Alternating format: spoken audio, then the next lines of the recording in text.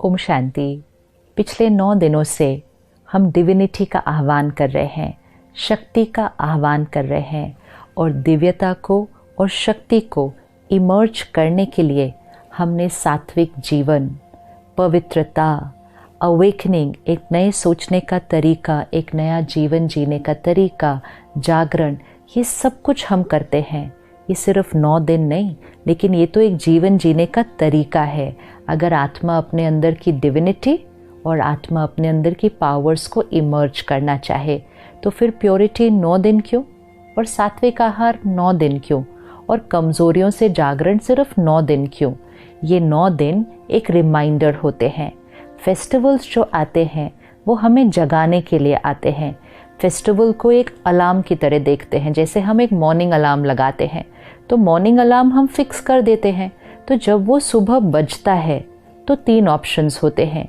या तो अलार्म बजे और हम उठ जाते हैं, दूसरा अलार्म बजे और हम उसको बंद कर देते हैं, और तीसरा ऑप्शन होता है हमें अलार्म की ज़रूरत ही नहीं है, हम अपने आप उठ जाते हैं। इसी तरह जो त्यौहार आते हैं वो एक मॉर्निंग अलार्म की तरह हैं, वो बजते हैं। मतलब 9 दिन देवियों के आए, नवरात्रों के आए, अलार्म बजा। किस बात का अलार्म बजा? जीवन को बदलो, जीवन जीने का तरीका बदलो, जागरण करो अज्ञान की नींद से, सात्विकता को अपने जीवन में लेकर आओ। अलार्म बजा।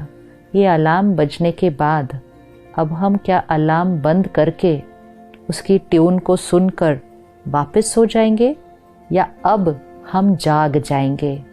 और फिर हर साल हमें अलार्म बजाने की ज़रूरत नहीं पड़ेगी, क्योंकि एक बार जाग गए तो हमें अलार्म की ज़रूरत नहीं पड़ेगी, हम जगे रहेंगे।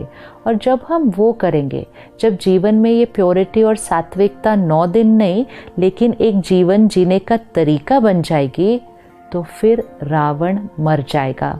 और इसीलिए 9 दिन के बाद 10वें दिन दशहरा आता है। दशहरा आना मतलब रावण का खत्म होना। आज पूरे देश के कोने कोने में रावण के पुतले को जलाया जाएगा। रावण का पुतला एक बार जला दिया तो हर साल जलाने की क्या ज़रूरत है? और सिर्फ हर साल जलाते नहीं हैं, लेकिन हर साल उस पुतले को पिछले साल से थोड़ा सा और बड़ा बनाते हैं। ये किसका प्रतीक है? हमारे अंदर की जो कमज़ोरियाँ हैं, नेगेटिविटीज़, वीकनेसेस, वाइसेस, विकार, ये ईयर बाय ईयर बढ़ते जा रहे हैं। और क्योंकि ये हमारे अंदर बढ़ते जा रहे हैं, ये सृष्टि पर, दुनिया में बढ़ते जा रहे हैं। और क्योंकि दुनिया में नेगेटिविटी बढ़ती जा रही है, तो हर साल वो रावण का पुतला पिछले साल से और बड़ा बनाया जाता है। तो इसको दशहरा कहते हैं। रावण हत्या नहीं कहते, रावण वध नहीं कहते। दशहरा मतलब 10 सर को काटना, उतना ही उसका मीनिंग है। तो वो आत्मा के जो 10 विकार हैं उसको काटना है। 10 vices in every soul।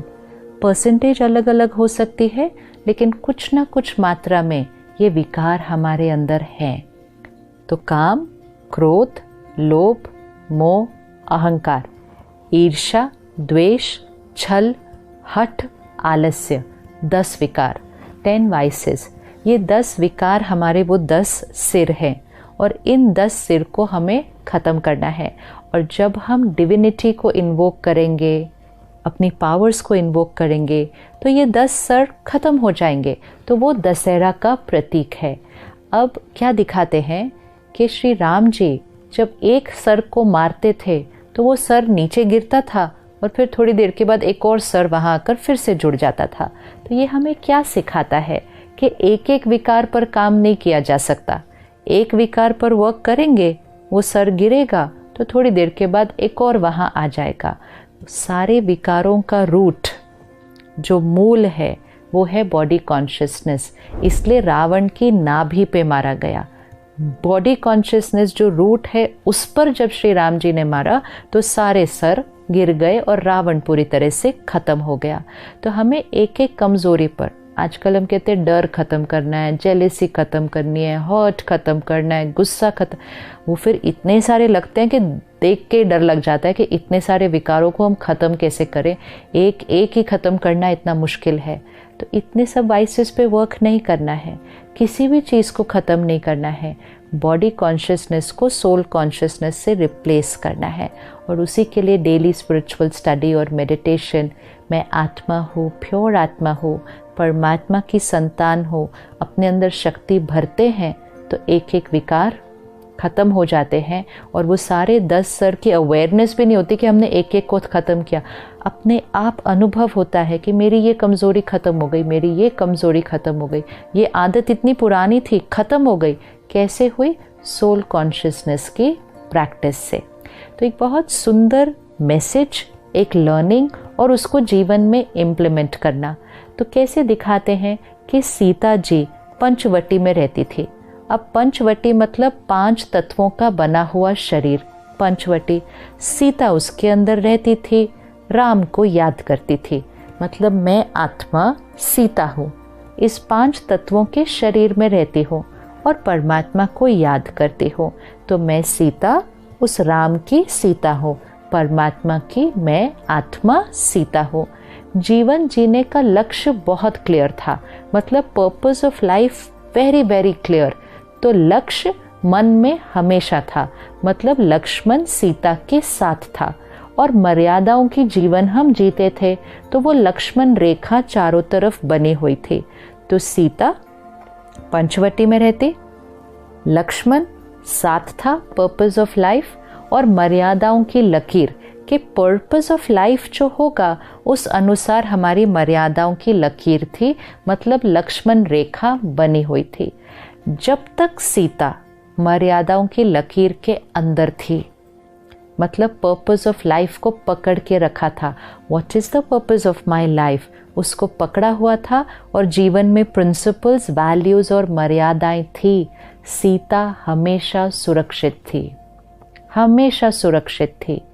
लेकिन फिर रावण आया, और रावण को ऐसे 10 सिर के रूप में नहीं आया। वाइसेस ऐसे नहीं एंटर करते हैं। रावण एक बहुत सुनहरा रूप लेकर आया, इतना सुनहरा रूप लेकर आया कि वो विकार दिखा ही नहीं।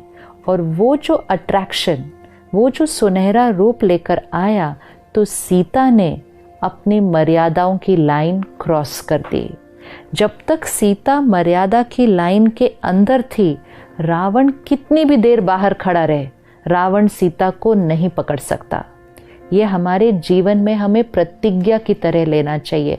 मर्यादाज, द वेज ऑफ लिविंग, घर की मर्यादा, परिवार की मर्यादा, देश की मर्यादा, आत्मा की मर्यादा, ये मर्यादाज हमारी प्रोटेक्शन है। जब तक हम इस मर्यादा की प्रोटेक्शन के अंदर रहेंगे, रावण जीवन भर बाहर खड़ा रहेगा, लेकिन वो हमें पकड़ नहीं सकता। लेकिन जैसे ही सीता ने मर्यादा की लकीर को क्रॉस किया, तब रावण ने सीता को पकड़ा। रावण अंदर नहीं आ सकता हमारे जीवन में, हमें मर्यादा को क्रॉस करके रावण के पास जाना पड़ता है। लेकिन क्योंकि वो रावण दिखता नहीं है, वो इतना सुनहरा रूप दिखता है। आज अपने जीवन की डिस्ट्रैक्शंस को देखें, जो हम सुन रहे हैं, पढ़ रहे हैं, देख रहे हैं, क्या खा रहे हैं, क्या पी रहे हैं, धन कमाने की इतनी होड़ में हैं, किसी को भी पीछे छोड़ने के लिए, किसी को गिराने के लिए तैयार हैं, क्योंकि वो जो बाहर है वो हमें बड़ा सुनहरा दिखता है, वो इतना अट्रैक्टिव है कि हम अपनी मर्यादाओं को छोड़ देते हैं। और जब हम वो करते हैं, तब रावण सीता को पकड़ लेता है। विच मीन्स आत्मा के अंदर विकार, वो 10 वाइसेस तब आते हैं जब हम अपने लक्ष्य को, पर्पस ऑफ लाइफ और जीवन की मर्यादाओं को छोड़ते हैं। फिर सीता राम को बुलाना शुरू करती है। जब हम अपने विकारों से दुखी और दर्द में होते हैं, तो हम भगवान को बुलाना शुरू करते हैं, तो हम परमात्मा को याद करना शुरू करते हैं कि हे परमात्मा, आकर मुझे इस दुखों से, इस कष्ट से, इन कमज़ोरियों से छुड़ाओ। तो राम आकर सीता को, मतलब परमात्मा आकर आत्मा को रावण के ऊपर जीत पाने के लिए ही ज्ञान देते हैं। तो निराकार परमात्मा कलयुग के इस अंधकार के समय पर, घोर कलयुग पे सृष्टि पर आकर हम सब आत्माएं, जो सारी सीता है, इसमें मेल और फीमेल नहीं, आत्मा सीता है और परमात्मा राम है। परमात्मा से कनेक्ट हुए बिना अब हम रावण की जेल से, रावण की कैद से छूट नहीं पाते हैं। तो परमात्मा आकर सीता को ज्ञान देकर, प्यार देकर, शक्ति देकर उस रावण की जेल से छुड़ाते हैं। तो हम सब ने मिलकर 9 दिन सात्विकता का जीवन बिताया।